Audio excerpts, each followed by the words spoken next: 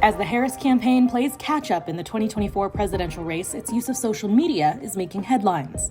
Well, what we really need is a phenomenon. A what? To better understand the significance of social media strategies in politics today, we spoke with leaders from two national organizations entirely focused on getting Gen Z voters engaged in elections. The bottom line is Gen Z is online, whether or not you like that. I think Gen Z and young folks just haven't been heard, especially in the political sphere. And now the internet and social media is giving them a place to be heard. Versus older generations who are still watching cable news. These people are looking at Politico's feed. They're able to literally side by side comment as the news is happening. To the window, to the walls. We're gonna get some good ratings.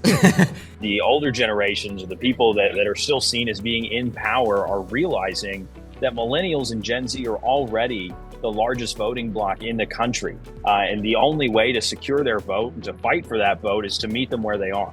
This year, both parties made it a point to welcome Gen Z influencers to their respective conventions. I'm here at the RNC convention. I am excited to represent all of the Gen Z Texans on the main stage at the DNC. We will see Gen Z show up for the conservative candidates on the ballot, both up and down the ticket. Gen Z is being forced to grow up much faster than millennials did or Gen X did, because of the economic realities that they're facing as they're entering the workforce, they're leaving college, or even trying to go to college. Young people are in the rear and drear of the world all the time. They're hearing about the climate crisis, inflation, reproductive justice being taken away from them, and they need to find humor in what they're doing. A lot of this stuff goes over my head, but any conversation around Kamala Harris and coconut trees or Brat or Veep, anything that changes the conversation of where this election was going for the Democratic Party and young people is going to be welcome news for them. It's not necessarily always moments of adoration, rather a quick response to quirky, sometimes awkward remarks Harris made, like this. You think you just fell out of a coconut tree?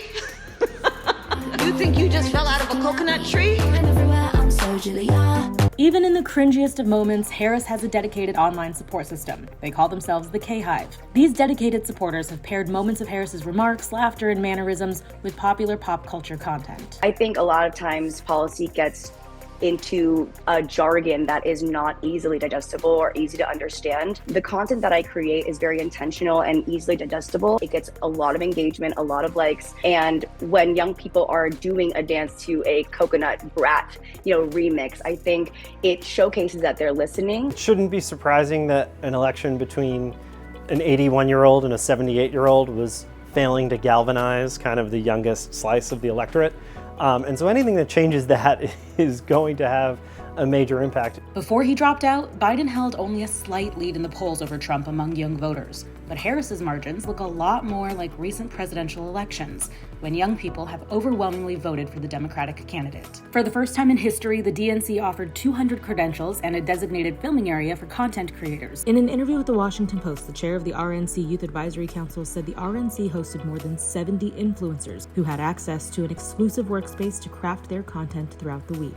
In general, Trump's online presence has mainly lived on Truth Social, where he interacts with nearly 7.5 million followers. Though his account on X is getting back in the game after being dormant for nearly a year. In the past, and I think the GOP was seen as the party of the old people, right? There's now been a shift in leadership at the RNC, and I think we're going to see a lot of those ramp up. I think Senator Vance just launched his TikTok page. JD, we want to welcome you to TikTok. We got some GIFs. Thanks, man. I appreciate it, dude. We use it on the airplane. And Trump recently did a live stream with Gen Z conservative influencer Aiden Ross, who has more than 7 million followers on Instagram. For Republicans, certainly they have to adjust to a new reality if you're the Trump campaign, because this is not the campaign that it was when Joe Biden was at the top of the Democratic ticket. As we inch closer to November, we expect more viral moments to enter this political sphere, but it remains unclear just how much it will motivate young and first-time voters to cast their ballot.